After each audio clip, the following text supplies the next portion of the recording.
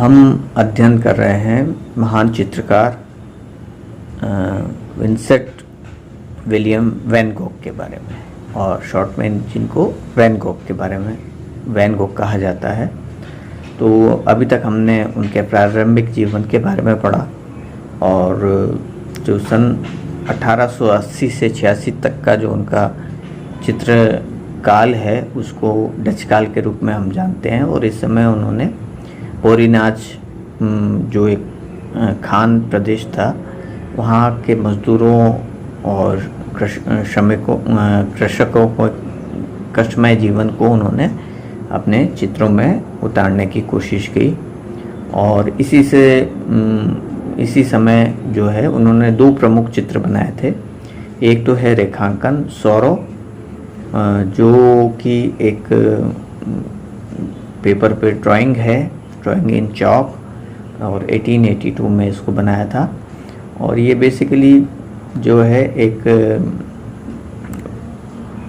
जो वेश्यावृत्ति करने वाली एक महिला की चित्र को उसके चित्र को इन्होंने बनाया था, जो बड़ी ही मानसिक और शारीरिक रूप से बड़ी परेशान थी, वो गर्भवती थी, और उसके दुख से ये बड़े दुखी हो गए थे। और उसको नग्न रूप में इन्होंने चित्रित किया, जो कि अपने मुंह को अपने दोनों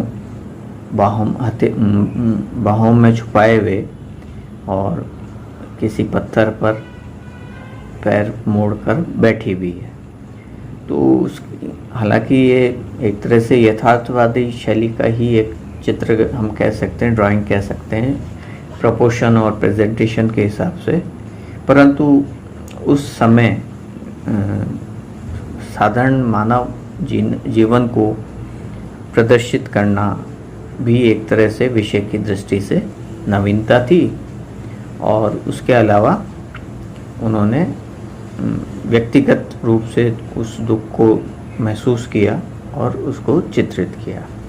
इसके अलावा जो पोटैटो ईटर्स नाम का एक और प्रमुख चित्र है, जो कि हिंदी में हम उसको आलू भक्षी नाम से जानते हैं।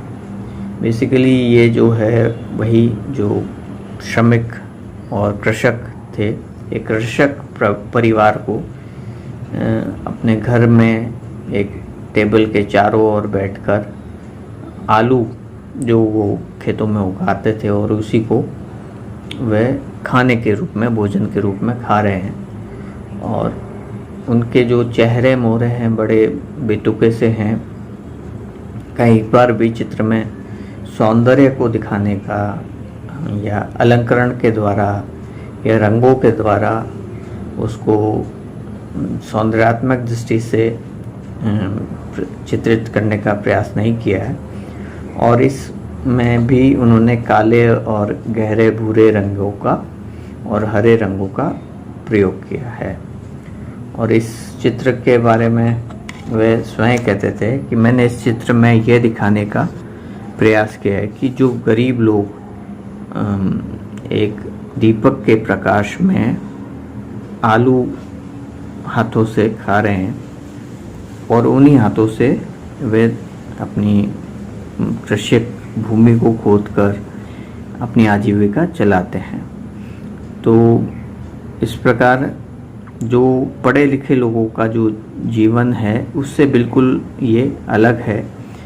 जो शिक्षित संपन्न वर्ग के लोग हैं उनके, अगर हम डाइनिंग रूम की या डाइनिंग टेबल की बात करें तो वहाँ भोजन की विविधता, पूरा प्रकाश और संपन्न साधन से युक्त वह होते हैं। जबकि वही अगर हम किसी कृषक के डाइनिंग टेबल की या भोजन खाने की स्थिति का अगर कल्पना करते हैं तो ये सब साधन उनके पास नहीं होते, और जो वो उगाते हैं उसी में से कुछ भोजन के रूप में वो ग्रहण करते हैं। तो यहाँ जो महत्वपूर्ण अंतर है उनके चित्रों के विषय के हिसाब से भी, विषय जो है वो सामान्य जन सामान्य से जुड़ा हुआ विषय है। और उसमें उन्होंने भावनाओं को बहुत महत्व दिया है। जो इस चित्र है ये 82 सेंटीमीटर बाय 114 सेंटीमीटर, बहुत ज़्यादा बड़ा चित्र नहीं है। 32 इंच बाई 44 इंच का ये चित्र है, और जो अभी Amsterdam Van Gogh museum Amsterdam में स्थित है। ऑयल ऑन कैनवास है।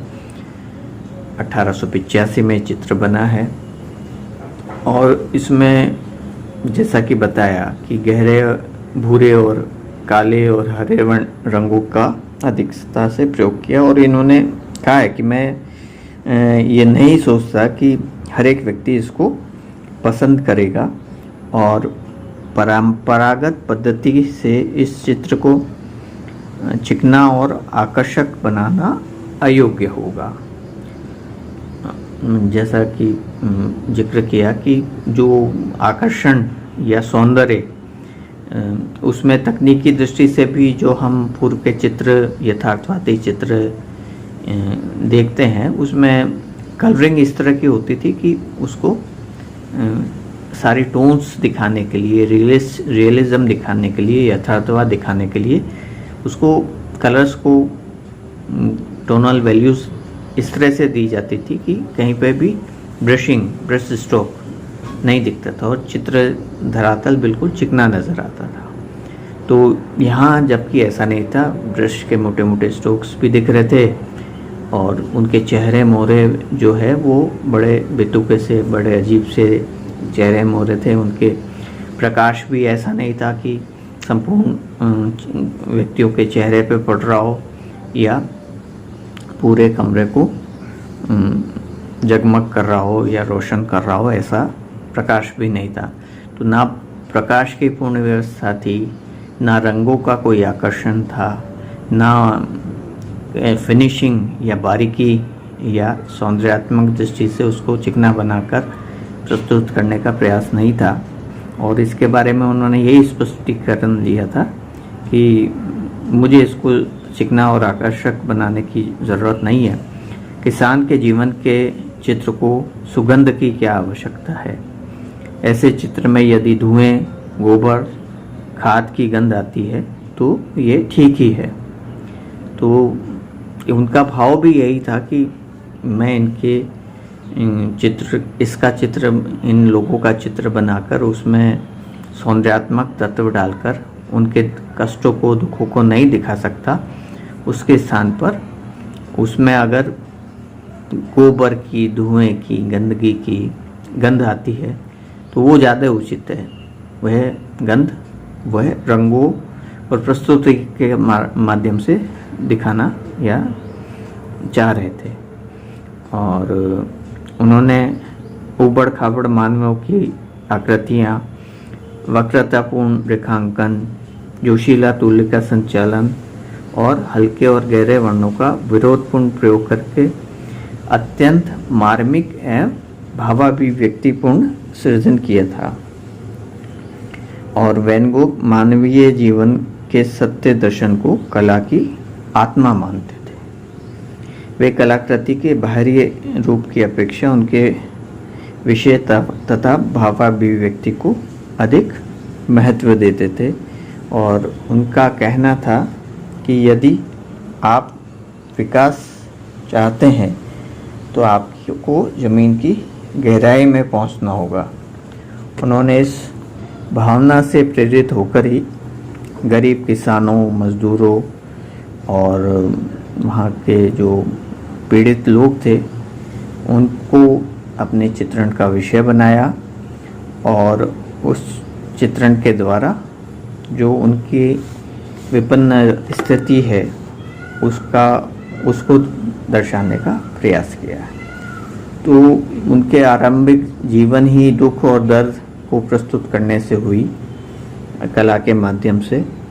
और वह हर एक चीज़ को, तकनीकी योग्यता को, प्रस्तुतिकरण को और रंगों को, सबको, विषय को, भावनाओं को प्रदर्शित करने का माध्यम मानते थे।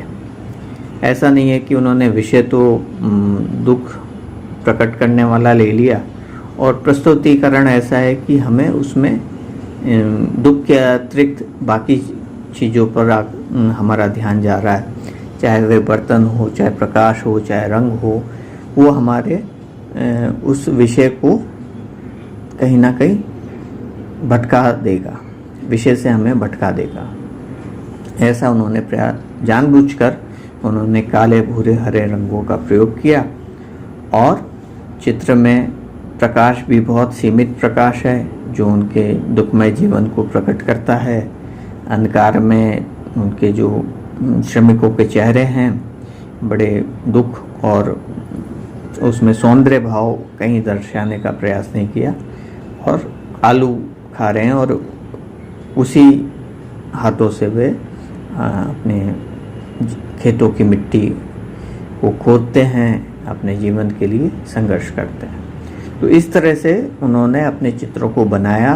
जो आरंभिक चित्र हैं भावनात्मक रूप से बड़े ही प्रबल हैं और उन्होंने अपने चित्रों को बनाने के बाद उसका स्पष्टीकरण भी उसी रूप में दिया कि मेरे चित्र में से फूलों की गंध या खुशबू आने की बजाय अगर उसमें से गोबर की गंध आती है तो वह ज़्यादा उचित है। और ये उनके आरंभिक प्रमुख चित्रों में से 2 चित्रों के बारे में हमने अध्ययन किया, एक तो सौरव और दूसरा है द पोटैटो ईटर्स या आलू भक्षी। तो आने वाले लेक्चर में हम इनके अन्य चित्रों के बारे में अध्ययन करेंगे।